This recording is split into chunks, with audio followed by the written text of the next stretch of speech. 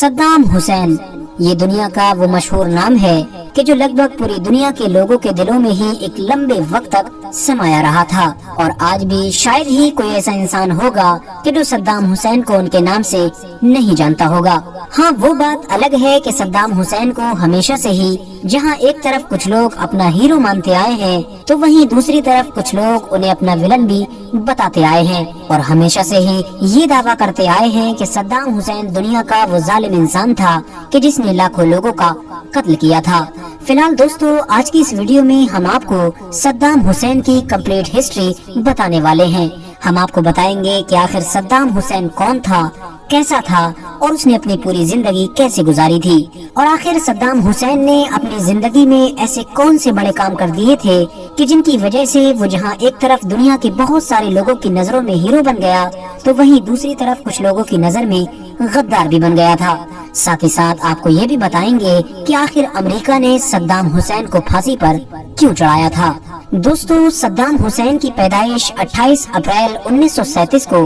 Iraq के एक गांव जिसका नाम तिकरित था उसमें हुई थी। जिस फैमिली में सद्दाम हुसैन का जन्म हुआ था वो काफी गरीब फैमिली थी। सद्दाम हुसैन के फादर यानी वालिद तो उनके इस दुनिया में आने से पहले ही इस दुनिया को अलविदा कह चुके थे और उनकी पैदाइश के फौरन बाद ही उनके एक बड़े भाई जो लगभग 5 साल के थे वो भी कैंसर की वजह से इस दुनिया को अलविदा कह गए। यानी बचपन में ही सद्दाम हुसैन के सर से उनके पिता का साया उठ चुका था। अपने शौहर और अपने एक बेटे की मौत का सदमा बर्दाश्त न कर पाने की वजह से सद्दाम हुसैन की मां भी अब डिप्रेशन में रहने लगी थी, जिसकी वजह से अब धीरे धीरे सद्दाम हुसैन का पूरा बचपन ही लड़खड़ा गया था। बाद में भले ही सद्दाम हुसैन की मां ने दूसरी शादी भी की थी, लेकिन ये दूसरी शादी सद्दाम हुसैन के लिए जर्रा बराबर भी फायदेमंद साबित नहीं हुई, बल्कि सद्दाम हुसैन की तो अपने सौतेले बाप से एक लम्हे के लिए भी न बन सकी थी। दोस्तों, इतिहासकार लिखते हैं कि सद्दाम हुसैन बचपन से ही तन्हा रहना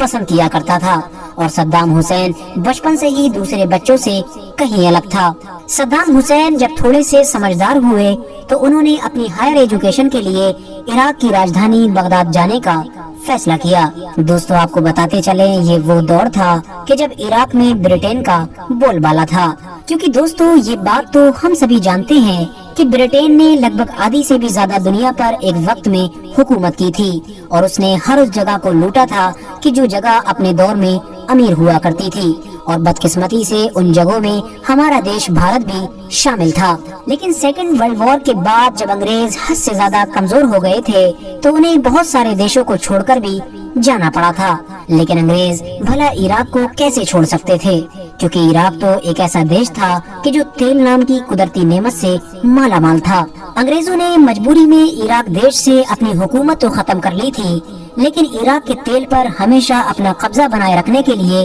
इराक देश की हुकूमत इराक में ही रहने वाले एक ऐसे शाही खानदान के हाथ में दे दी थी जो कहने को तो इराक का था, लेकिन पूरी तरह से अंग्रेजों के इशारे पर ही काम किया करता था। धीरे धीरे इराक में रहने वाले लोगों को इस बात का एहसास हो चुका था कि हुकूमत में बैठे हुए सारे ही लोग अंग्रेजों के इशारे पर काम करते हैं। इसीलिए वक्त वक्त पर इराक में उस शाही खानदान के खिलाफ प्रोटेस्ट होते रहते थे और वक्त के साथ साथ इराक में ये मांग भी तेज होती जा रही थी कि इस हुकूमत को हटाकर एक ऐसी हुकूमत कायम की जाए कि जो इराकियों की हो, यानी हुकूमत वो फैसले करे जो इराकी चाहते हो, न कि वो फैसले करें कि जो लंदन में बैठकर अंग्रेज चाहते हैं। दोस्तों, सद्दाम हुसैन भी हुकूमत के खिलाफ होने वाली इस तरह की रैलियों में हमेशा शामिल हुआ करते थे। वो कोई भी ऐसा मौका अपने हाथों से नहीं जाने देते थे। इराक की आजादी के इस मूवमेंट से जुड़े होने की वजह से ही सद्दाम हुसैन ने बहुत कम उम्र में ही बाथ नाम की वो पॉलिटिकल पार्टी भी ज्वाइन कर ली थी कि जिससे अहमद हसन अल बकर भी जुड़े हुए थे। अहमद हसन अल बकर न सिर्फ सद्दाम हुसैन के गांव के रहने वाले थे, बल्कि दूर के उनके रिश्तेदार भी लगा करते थे। धीरे धीरे सद्दाम हुसैन का कद उनकी पॉलिटिकल पार्टी में बढ़ता चला गया और साथ ही साथ इराक की सियासी तस्वीर भी बदलती गई। कुछ सालों के अंदर ही इराक में अंग्रेजों के इशारे पर काम करने वाली हुकूमत न सिर्फ गिराई गई, बल्कि साथ ही साथ वो पार्टी भी पावर में आ गई कि जिसमें सद्दाम हुसैन थे। बाथ नाम की उस पॉलिटिकल पार्टी के पावर में आने के बाद अहमद हसन अल बकर को इराक देश का नया राष्ट्रपति बनाया गया। अहमद हसन अल बकर के दौर में पार्टी की तरफ से सद्दाम हुसैन को नंबर 2 की पोजीशन दी गई थी, यानी सद्दाम हुसैन को इराक का दूसरा सबसे ताकतवर आदमी बनाया गया था। मगर हैरानी की बात ये है कि उस दौर में इराक के राष्ट्रपति भले ही अहमद हसन अल बकर थे, लेकिन पूरी सरकार सद्दाम हुसैन ही चलाया करते थे और अहमद हसन अल बकर से ज्यादा शोहरत सद्दाम हुसैन की हो चुकी थी। सद्दाम हुसैन की इजाजत के बगैर इराक देश में कोई भी छोटे से छोटा या बड़े से बड़ा फैसला नहीं लिया जा सकता था, यानी सद्दाम हुसैन उसी दौर से ही इराक देश के अघोषित राष्ट्रपति बन चुके थे। उस दौर में ही सद्दाम हुसैन ने इराक देश के लिए कुछ ऐसे फैसले लिए कि जिन्हें आज तक नहीं भुलाया जा सकता है। सद्दाम हुसैन ने इराक देश में मौजूद सारे तेल को इराक की गवर्नमेंट के अंडर में ले लिया था, जिसकी वजह से अब गवर्नमेंट की आमदनी बढ़ गई थी। आमदनी बढ़ने पर उस सारे पैसे का इस्तेमाल इराक के डेवलपमेंट पर किया गया। सद्दाम हुसैन ने उस दौर में न सिर्फ इराक में अच्छे कॉलेजेस, हॉस्पिटल्स और स्कूल्स खोले, बल्कि साथ साथ अच्छी सड़कों का भी इंतजाम किया। बिजली पानी की वो सारी परेशानियां दूर की जो पहले की हुकूमत में हुआ करती थी। यही वो दौर था कि जब सद्दाम हुसैन का नाम अचानक से पूरी अरब दुनिया में एक ताकतवर नेता के तौर पर उभरा था और पहले से ही पूरी दुनिया को ये महसूस होने लगा था कि बहुत जल्द ही आने वाले दिनों में सद्दाम हुसैन ही अब पूरे इराक के हुक्मरान बन जाएंगे। और यकीनन ऐसा ही हुआ, क्योंकि जहां एक तरफ उन दिनों सद्दाम हुसैन की शोहरत आसमानों को छू रही थी, तो वहीं दूसरी तरफ अहमद हसन अल बकर हद से ज्यादा बीमार हो गए थे, जिसकी वजह से अहमद हसन अल बकर को बहुत जल्द ही अपने राष्ट्रपति के पद से इस्तीफा देना पड़ा। अहमद हसन अल बकर के इस्तीफा देने के बाद सद्दाम हुसैन ही इराक के अगले राष्ट्रपति बने और बस यहीं से सद्दाम हुसैन की वो कहानी शुरू हुई कि जो आज तक पूरी दुनिया में मशहूर है। सद्दाम हुसैन के राष्ट्रपति बनने के बाद इराक में हालात वैसे नहीं रहे जैसे पहले हुआ करते थे। 1980 में ही इराक और ईरान के बीच बड़ी जबरदस्त जंग शुरू हो गई। ये जंग 1 या 2 साल नहीं बल्कि लगातार 8 साल तक जारी रही। जंग खत्म होने के बाद दोनों देशों में से भले ही किसी भी देश को कोई खास फायदा तो नहीं हुआ, लेकिन नुकसान हद से ज्यादा हुआ। दोनों ही देश पूरी तरह से माली तौर पर हद से ज्यादा कमजोर हो चुके थे और इस जंग में लाखों लोगों को अपनी जान भी गंवानी पड़ी थी। और हैरानी की बात ये है कि इराक और ईरान के बीच होने वाली इस जंग में बहुत सारे देशों के साथ साथ अमेरिका भी इराक यानी सद्दाम हुसैन को ही सपोर्ट कर रहा था और इस जंग में अमेरिका ने सद्दाम हुसैन की माली मदद के साथ साथ और भी कई तरह से मदद की थी। 1988 के बाद इराक अपनी पुरानी जंग के नुकसान से अभी उबर भी नहीं पाया था कि सद्दाम हुसैन ने कुवैत पर हमला करने का ऑर्डर जारी कर दिया और कुछ वक्त के अंदर ही इराक की फौज ने पूरे कुवैत पर कब्जा कर लिया। सद्दाम हुसैन के कुवैत पर हमला करने के पीछे कई वजह बताई जाती हैं। बताया जाता है कि कुवैत ने उस दौर में इराक के दुश्मनों के इशारे पर तेल की कीमत हद से ज्यादा कम कर दी थी, जिसकी वजह से अब इराक को हद से ज्यादा नुकसान होने लगा था। इसके अलावा एक वजह ये भी बताई जाती है कि कुवैत के किसी बड़े शेख ने इराक की औरतों के खिलाफ गलत जबान का इस्तेमाल किया था। उसकी वजह ये थी कि क्योंकि कुवैत ने भी इराक और ईरान के बीच होने वाली जंग में इराक की माली तौर पर बहुत मदद की थी, जिसकी वजह से इराक कुवैत का कर्जदार हो गया था। उसी कर्ज से रिलेटेड बात करने के लिए एक बार जब इराक के फाइनेंस मिनिस्टर कुवैत शेख से मिलने गए थे, तो कुवैत के शेख ने उनसे ये कहा था कि हमने सुना है तुम्हारे यहाँ की औरतें हद से ज्यादा खूबसूरत होती हैं, इसीलिए हम चाहते हैं कि तुम उन्हें हमारे पास लेकर आओ। इराक के फाइनेंस मिनिस्टर ने उस शेख से उस वक्त तो कुछ नहीं कहा, लेकिन इराक पहुंचकर इस बात की खबर सद्दाम हुसैन तक पहुंचा दी थी, जिसे सुनकर सद्दाम हुसैन गुस्से से पागल हो गए थे और फौरन कुवैत पर हमला करने का ऑर्डर जारी किया था। फिलहाल दोस्तों, सद्दाम हुसैन के कुवैत पर कब्जा करने की वजह जो भी रही हो, लेकिन ये कब्जा सद्दाम हुसैन के लिए खतरनाक साबित हुआ, क्योंकि सद्दाम हुसैन के कुवैत पर कब्जा करने के बाद सारे ही अरब मुल्क एकजुट होकर सद्दाम हुसैन के खिलाफ खड़े हो गए थे। यहाँ तक कि वो अमेरिका भी अब खुलकर इराक के सामने आ चुका था कि जो अभी तक इराक का दोस्त माना जाता था। اور یہیں سے صدام حسین اور امریکہ کی دشمنی کا آغاز ہوا تھا، اور کچھ دنوں کے بعد ہی امریکہ اور بہت سارے عرب ملکوں کی سپورٹ سے کویت سے عراق کی فوج کو باہر نکال دیا گیا۔ دوستو، کویت بھلے ہی آزاد ہو گیا تھا، لیکن صدام حسین اور امریکہ کے بیچ جو دشمنی شروع ہو چکی تھی وہ تھمنے کا نام نہیں لے رہی تھی، بلکہ دن بدن اور زیادہ خطرناک ہوتی جا رہی تھی۔ زیادہ تر لوگوں کا یہی ماننا ہے کہ کویت پر قبضے کے بعد امریکہ کو یہ ڈر ستانے لگا تھا کہ صدام حسین حد سے زیادہ طاقتور ہوتا جا رہا ہے، جس کی وجہ سے صدام حسین کو کنٹرول کرنے کے لیے صدام حسین پر حد سے زیادہ دباؤ بنانا شروع کر دیا تھا۔ اس کے علاوہ صدام حسین سے امریکہ کی دشمنی کی ایک وجہ یہ بھی بتائی جاتی ہے کہ کیونکہ امریکہ یہ چاہتا تھا کہ صدام حسین بھی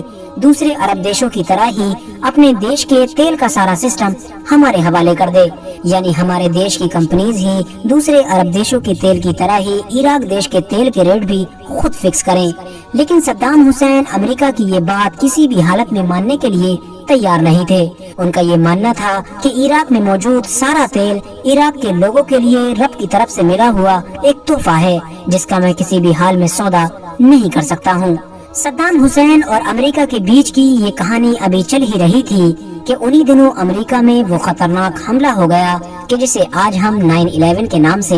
جانتے ہیں، جس میں ہزاروں لوگوں کو اپنی جان گنوانی پڑی تھی۔ امریکہ نے اس حملے کا ذمہ دار سیدھے طور پر صدام حسین کو ٹھہرایا اور صدام حسین پر یہ الزام لگایا کہ صدام نے عراق دیش کے اندر کچھ ایسے کیمیکل ہتھیار چھپا کر رکھے ہیں جو پوری دنیا کے لیے خطرناک ثابت ہوں گے۔ لیکن صدام حسین نے اس الزام کو سرے سے ہی نکار دیا تھا، اور صدام حسین کا یہ کہنا تھا کہ میرے ہوتے ہوئے عراق میں کبھی آتنکواد پنپ ہی نہیں سکتا ہے۔ لیکن امریکہ صدام حسین کی کوئی بھی بات ماننے کے لیے تیار نہیں تھا، اور وہ ہر حال میں صدام حسین سے اپنا پیچھا چھڑانا چاہتا تھا۔ اسی لیے امریکہ نے 2002 میں صدام حسین کا یہ مدعا یونائٹڈ نیشن میں اٹھایا، جس کے بعد یہ طے کیا گیا کہ یونائٹڈ نیشن کی طرف سے پوری ایک ٹیم بھیجی جائے گی جو عراق میں جا کر اس بات کی تفتیش کرے گی کہ واقعی عراق کے اندر ایسے ہتھیار موجود ہیں یا نہیں ہیں۔ آخرکار 2002 میں ہی یہ پوری ٹیم عراق پہنچی، اور بڑی لمبی چھان بین کے بعد بھی اس ٹیم کو ایسے کوئی ہتھیار نہ مل سکے کہ جن کے بارے میں امریکہ نے دعویٰ کیا تھا۔ یونائٹڈ نیشن کی طرف سے بھی یہ اعلان کر دیا گیا کہ عراق کے اوپر جو الزام لگائے گئے تھے وہ غلط ثابت ہوئے ہیں، لیکن امریکہ ابھی بھی کسی کی بات سننے کے لیے تیار نہیں تھا، اور آخرکار جنوری 2003 میں امریکہ نے یہ اعلان کیا کہ ہم صدام حسین کے سامنے 2 شرطیں رکھتے ہیں۔ پہلی یہ کہ صدام حسین ان سارے کیمیکل ہتھیاروں کو باہر نکال دیں جو انہوں نے چھپا کر رکھے ہیں، اور دوسری یہ کہ ان ہتھیاروں کو نکالنے کے بعد وہ خود بھی عراق دیش کو چھوڑ دیں، ورنہ ایسا نہ کرنے پر امریکہ بہت جلد ہی عراق پر حملہ کر دے گا۔ فروری 2003 میں صدام حسین نے ایک پریس کانفرنس کی، جس میں ایک بار پھر سے ان سارے الزاموں کو نکار دیا کہ جو امریکہ کی طرف سے لگائے جا رہے تھے، اور صدام حسین نے یونائٹڈ نیشن کی اس ٹیم کا بھی حوالہ دیا جو پہلے ہی عراق کا دورہ کر چکی تھی اور اسے کسی بھی طرح کے کوئی ہتھیار ہاتھ نہ لگ سکے تھے۔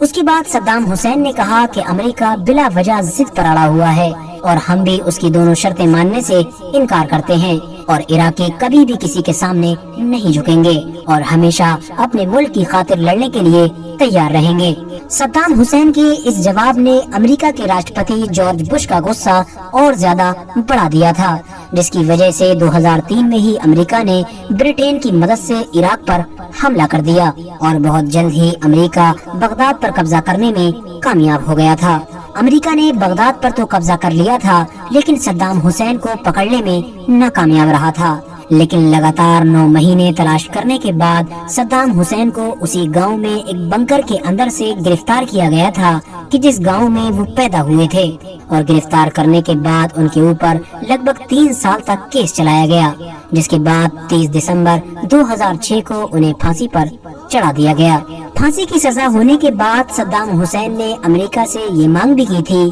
کہ کیونکہ وہ ایک آرمی کے جوان ہیں، اسی لیے انہیں سمان کے ساتھ گولی مار کر موت کی سزا دی جائے، لیکن امریکہ نے یہ ماننے سے انکار کر دیا تھا اور ہر حال میں پھانسی کی سزا ہی قائم رکھی تھی۔ پھانسی سے پہلے صدام حسین نے اپنے چہرے پر وہ کالا نقاب پہننے سے بھی انکار کر دیا تھا جو ہر پھانسی پر چڑھائے جانے والے انسان کو پہنایا جاتا ہے۔ सद्दाम हुसैन का मानना था कि मेरी मौत को सारे लोग देखें और जाने कि मरते वक्त मेरे चेहरे पर जर्रा बराबर भी खौफ नहीं है। साथ ही साथ दोस्तों आपको ये भी बताते चले कि सद्दाम हुसैन की फांसी के वीडियो भी वायरल हुए थे, जिसमें साफ तौर पर यह देखा जा सकता था कि जहां कोई इंसान सद्दाम हुसैन को गालियां दे रहा था तो वहीं सद्दाम हुसैन कुरान की आयतें पढ़ रहे थे। इसके अलावा सद्दाम हुसैन की फांसी से जुड़ी हुई एक दिलचस्प बात ये भी है कि जिस दिन सद्दाम हुसैन को फांसी पर चढ़ाया गया था वो दिन मुसलमानों की ईद का दिन था, और वो भी वो ईद कि जिसमें मुसलमान कुर्बानी करते हैं। आज सद्दाम हुसैन को इस दुनिया से गए हुए लगभग 14 साल गुजर चुके हैं, लेकिन उसके बावजूद भी आज तक दुनिया के लोग सद्दाम हुसैन पर एक राय नहीं रखते हैं, क्योंकि जहां एक तरफ कुछ लोग सद्दाम हुसैन को अपना हीरो बताते हैं तो वहीं दूसरी तरफ कुछ लोग सद्दाम हुसैन की तुलना हिटलर जैसे इंसान से करते हैं, और उनका ये मानना है कि सद्दाम हुसैन एक तानाशाह और शिया और सुन्नी के बीच भेदभाव करने वाला इंसान था। बात करें अगर अपने देश भारत की तो आपको बताते चले कि सद्दाम हुसैन अपने पूरे शासन काल में ही भारत देश के एक दोस्त रहे थे, और यही वजह है कि आज भी भारत देश के भी ज्यादातर लोग सद्दाम हुसैन की फांसी को गलत ठहराते हैं, और उनका ये मानना होता है कि सद्दाम हुसैन की फांसी की वजह सिर्फ और सिर्फ तेल था, क्योंकि जो इल्जाम लगाकर इराक देश पर हमला किया गया था और सद्दाम हुसैन को अरेस्ट किया गया था वो इल्जाम उस दौर में तो दूर बल्कि आज तक भी सही साबित नहीं हो पाए हैं। साथ ही साथ आपको बताते चले कि सद्दाम हुसैन के बारे में ये बात भी क्लियर है कि सद्दाम हुसैन के दौर में इराक देश में सद्दाम हुसैन की शक्ल के ही और भी इंसान मौजूद थे, जिनका इस्तेमाल सद्दाम हुसैन वक्त वक्त पर किया करते थे। और यही वजह थी कि जब सद्दाम हुसैन को फांसी पर चढ़ाया गया था तो कुछ दिनों बाद ये अफवाह उड़ना शुरू हो गई थी कि जिस इंसान को सद्दाम हुसैन समझकर फांसी पर चढ़ाया गया है वो सद्दाम हुसैन नहीं बल्कि उनका डुप्लीकेट है। हालांकि ये अफवाह ज्यादा दिनों तक नहीं टिक सकी थी। फिलहाल दोस्तों आज की अपनी वीडियो को हम यहीं पर खत्म करते हैं।